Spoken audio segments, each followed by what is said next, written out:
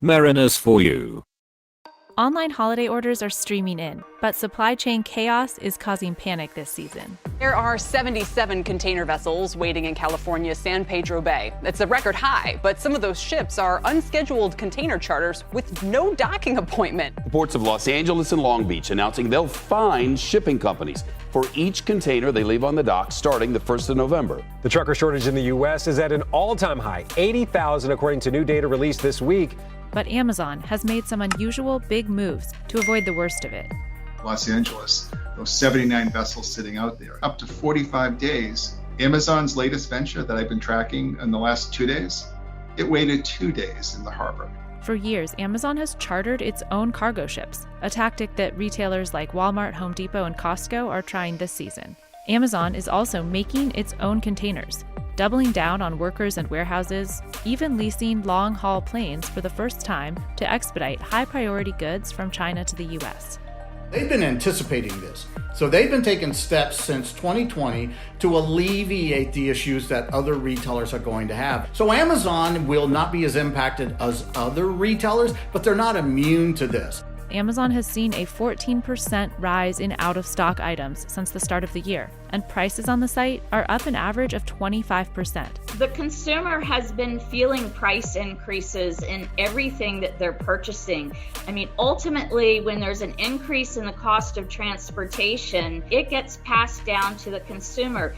We talked to former Amazonians, maritime lawyers, and supply chain experts about all the bold but costly ways Amazon is trying to skirt the shipping delays plaguing other retailers this holiday season.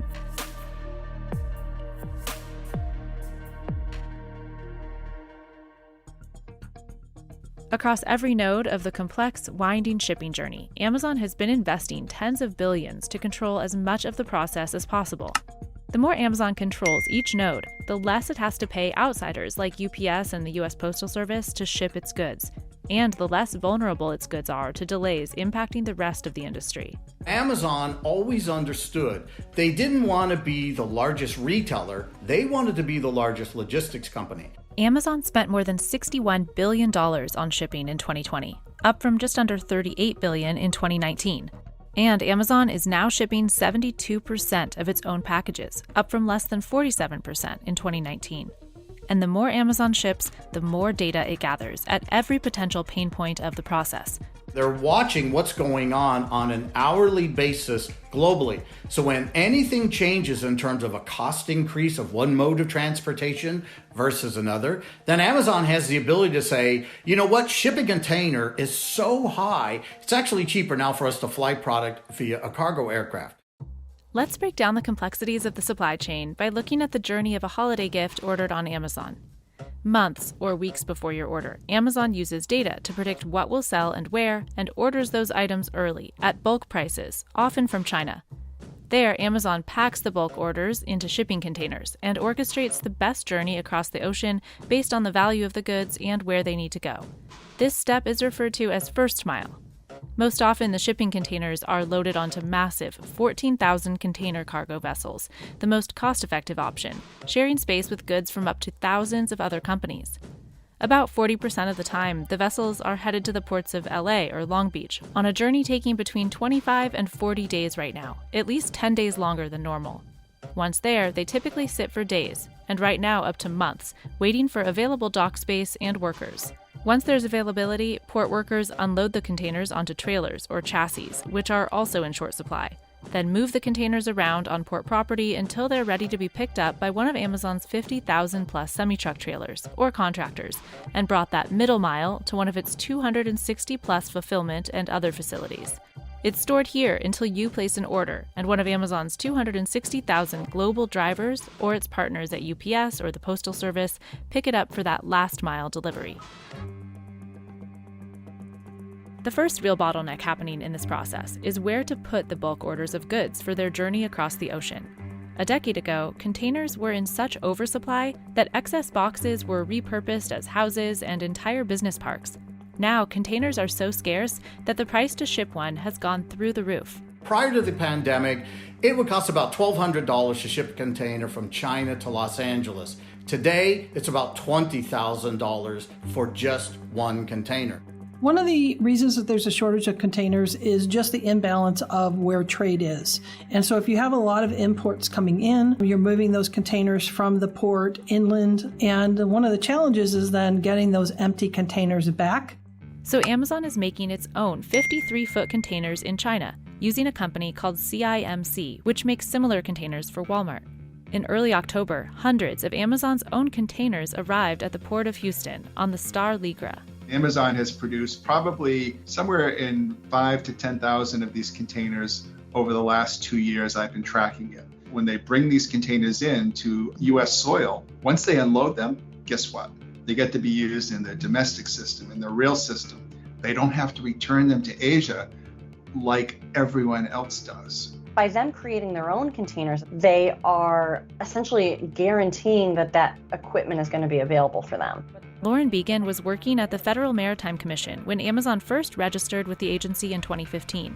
The first indication it was exploring its own ocean freight business to give it more control over the shipping journey of certain goods. What if we had Tickle Me Elmo this year? Guaranteed you wouldn't be able to find it anywhere, because that would definitely fall victim to the congestion that's happening out there right now. But that would be an example of something that would give you a competitive edge if you were to be able to provide that good faster. Amazon wouldn't disclose details of its ocean freight program, but says it's increased ports of entry by 50% this season, expanded network partnerships, and doubled container processing capacity. Amazon and other retailers are getting creative with ocean freight, from repurposing old vessels and chartering their own, because congestion at the busiest U.S. ports is at record levels. This is really taking a lot of capacity off the market because you have fewer ships available. Why? Because they're sitting so long to be unloaded. One solution is to simply call at a less busy port. But to control the route, a company needs to charter its own vessel. So that's exactly what Amazon has been doing for years. You can pull into much smaller ports, the port of Everett, Washington, for example, or Houston or New Jersey, those ports that have the lowest congestion and the fastest offload times. Amazon's been experimenting with chartering vessels since 2017, quietly acting through a Chinese subsidiary as a global freight forwarder, helping move goods across the ocean for its Chinese sellers, who pay to be part of the Fulfilled by Amazon program. Internally, Amazon dubbed this Project Dragon Boat. They're doing over 10,000 containers per month of the small and medium-sized Chinese exporter.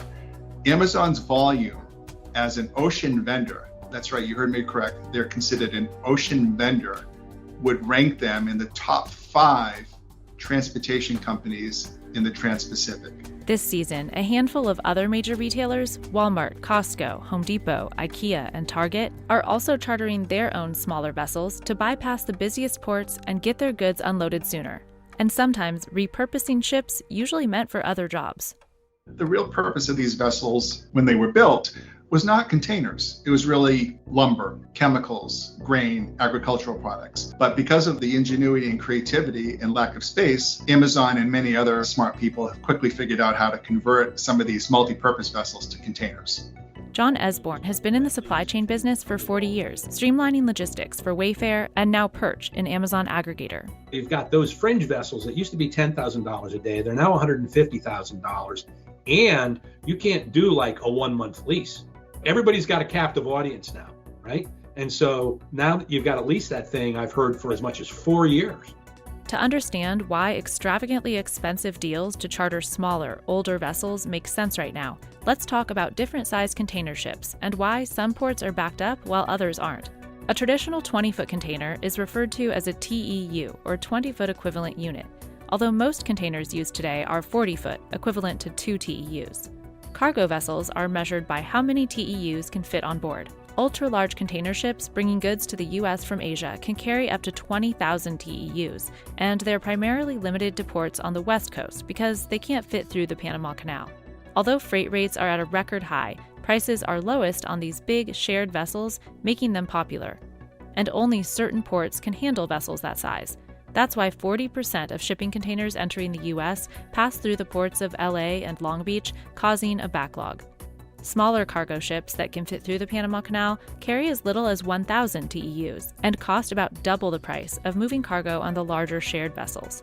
But the flexibility to dock and unload quickly at any number of ports may translate to on-time deliveries. When leasing a ship that can only carry about 1,000 containers, you're actually paying twice as much to move your containers. But what choice do you have as a retailer?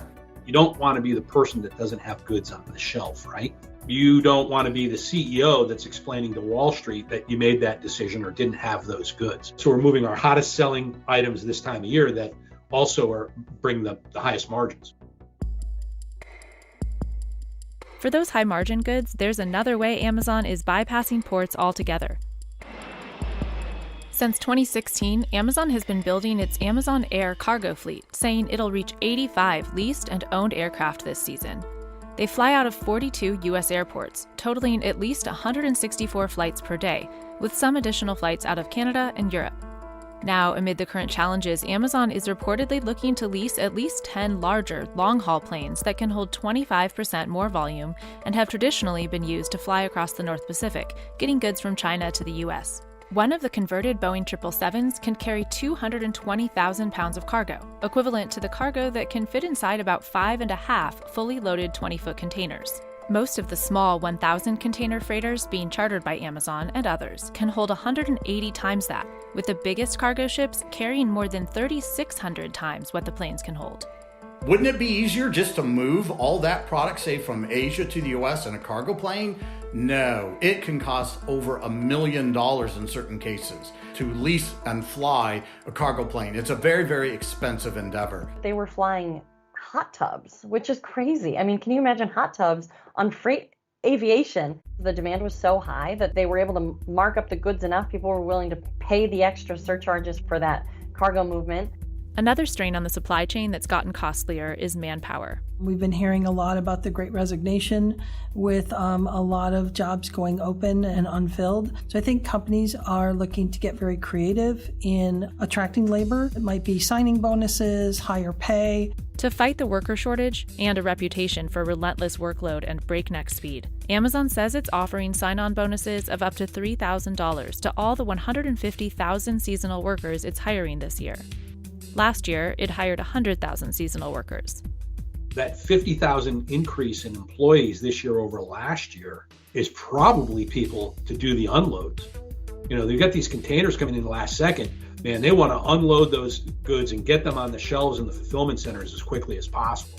The seasonal workers are unloading and loading, picking and packing at more than 250 new facilities Amazon says it's opened in the U.S. just in 2021, a clear indication that it planned far ahead for the final bottleneck in the supply chain backlog, warehouse capacity. Their goal is this: be within 10 to 15 minutes of 100%, or at a minimum 90% of the population in the United States, to where they can make deliveries to basically all the customers and deliver just about anything.